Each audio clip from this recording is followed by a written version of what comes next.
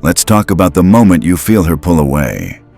That cold text, the canceled plan, the silence where there used to be a spark of joy. Your first gut reaction, the reaction of every untrained man, is to panic, to chase, to text more, to ask what's wrong, to try harder to prove your value. This is how you lose for good. You are acting like a beggar at the gate of your own kingdom, pleading for someone to come back inside. But a true king never chases a subject who chooses to leave. He understands a law of human nature as old as power itself. What is easy to get is never valued. Your begging, your neediness, your chase, it doesn't show your love. It shows your weakness. It tells her your value is dependent on her giving you attention, and nothing kills a woman's attraction faster than a man who needs her approval to feel like a man. But what if I told you there is a way to flip this script? Not with games, not with tricks, but with the silent, fierce discipline of an independent man. Today, we break down the 3 steps to regain her interest by becoming a man who never has to beg. Type King in the comments, and let's dive in. Step 1. The instant stop. Create real scarcity. This step is not just a strategy, it is a law. The moment you sense her interest cooling, you must enact the instant stop. No one last text, no checking in tomorrow, no liking her old photos. Complete and total radio silence. This is not you giving her the silent treatment. It is you recognizing a fundamental truth from Machiavelli. In any negotiation for power, the one who needs the deal less holds all the control. By chasing, you are showing her you need the deal, her attention, more than she does. You are handing her all the power. The instant stop seizes that power back. It creates immediate, undeniable scarcity. You are no longer a guaranteed source of validation she can tap whenever she wants. As the modern analyst Esther Villar would point out, you stop feeding the transactional loop where your attention is cheap and hers is expensive. I remember the first time I had to do this. Seeing that message go unanswered for hours sent a jolt of panic right through me. The urge to send a funny meme, anything to break the silence, was like a physical itch. But the law is the law. I put the phone in another room. The instant stop isn't about her. It's about you proving to yourself that you can endure the discomfort of uncertainty. You are building your first wall of independence. Step 2. Rechannel your energy. Become the prize. Here's the critical mistake. Most men think the stop is about waiting for her to come back. They sit, they stare at their phone, they decay. This is how you become disgusting. The stop creates the space, and this step defines what fills it.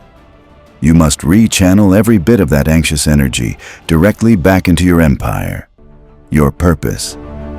The king does not stare at the empty gate. He walks back into his realm and builds. He trains his army. He fills his treasury. He makes alliances. Your empire is your mission.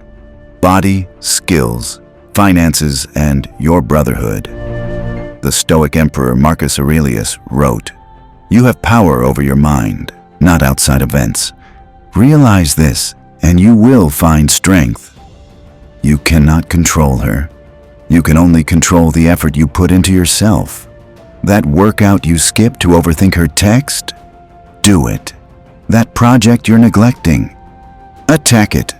That skill you've been meaning to learn? Start now. This visible, tangible progress is your only proof. It is the quiet answer to every question. When you are truly invested in building your empire, you stop wondering if she'll text. You become too busy laying bricks to notice. And this focused, purposeful energy is a magnetic force. It signals a high-value man who is the prize, not the beggar. Step 3. Introduce controlled mystery. Reignite curiosity. Here is where your discipline pays off. After a period of silent building, when you have new wins to your name, a shift occurs. Your absence and visible progress create a vacuum. She begins to wonder and starts to test. A casual like on an old post. A vague story reply. A hi, how have you been text. This is not yet interest. It is curiosity mixed with a test, a probe to see if her attention still governs your actions. The needy man sees this probe and lunges at it, flooding her with attention, revealing nothing has changed. The sovereign man sees it for what it is, a signal to introduce controlled mystery. You do not return as the man who left. You respond as the king who has been busy building. This is not a grand announcement of your return. It is a subtle, value-first reintroduction of yourself into her world. The principle, backed by deep psychology, is that people are drawn to what they cannot fully predict or understand. When you were an open book, texting your every thought, you became boring. Now, you are a book with intriguing new chapters.